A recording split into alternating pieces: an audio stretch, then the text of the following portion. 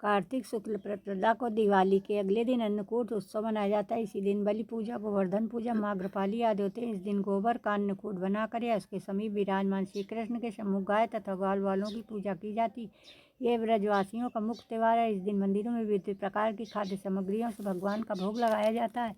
कथा इस प्रकार है। एक दिन भगवान श्री कृष्ण ने देखा कि पूरे ब्रज में तरह तरह के मिष्ठान तथा पकवान बनाए जा रहे हैं। पूछने पर ज्ञात हुआ कि वृषासुर संहार कर में एक देवता देवराज इंद्र की पूजा के लिए तैयार हो रहा है। इंद्र की प्रसन्नता से ही वर्षा होगी, गायों को चारा मिलेगा तथा जीव को उपार्जन की समस्या हल होगी। यह सुनकर भगवान श्री कृष्ण ने इंद्र की निंदा करते हुए कहा कि उस देवता की पूजा करनी चाहिए जो प्रत्यक्ष आकर पूजन सामग्री स्वीकार करे। गोपों ने यह वचन सुनकर कहा कि कोटि कोटि देवताओं के राजा को इस तरह से आपको निंदा नहीं करनी चाहिए। कृष्ण ने कहा, इंद्र में क्या शक्ति है जो पानी बरसा कर हमारी सहायता करेगा। उससे तो शक्तिशाली तथा सुंदर वह गोवर्धन पर्वत है जो वर्षा का मूल कारण है, इसे की हमें पूजा करनी चाहिए। भगवान श्री कृष्ण के वाग्जाल में फंसकर सभी ब्रजवासी घर जाकर गोवर्धन पूजा के लिए चारों ओर धूम मचा दी।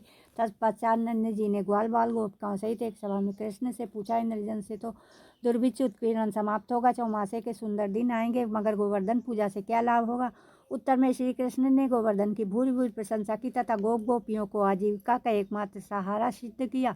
भगवान की बात सुनकर समस्त ब्रजमंडल बहुत प्रभावित हुआ तथा स्वगृह जाकर सुमधुर पकवानों सहित पर्वत तराई में कृष्ण द्वारा बनाई विधि से गोवर्धन की पूजा की। भगवान की कृपा से ब्रजनिवत्याओं द्वारा अर्पित समस्त पूजन सामग्री को गिरिराज ने स्वीकार करते हुए खूब आशीर्वाद दिया। सभी जन अपना पूजन सफल कर समझकर प्रसन्न हो रहे थे।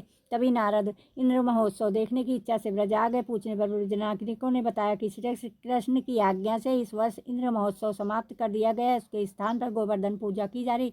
यह सुनते ही नारद उल्टे पांव इंद्र लोक गए तथा खिन्न मुद्रा में बोले कि हे राजन, तुम महलों में सुख मधुर बाला, श्रवण में कुंदन झलकाला, नंद के आनंद नंद लाला, नंद के आनंद मोहन ब्रज चंद, परमानंद राधिका रमण बिहारी,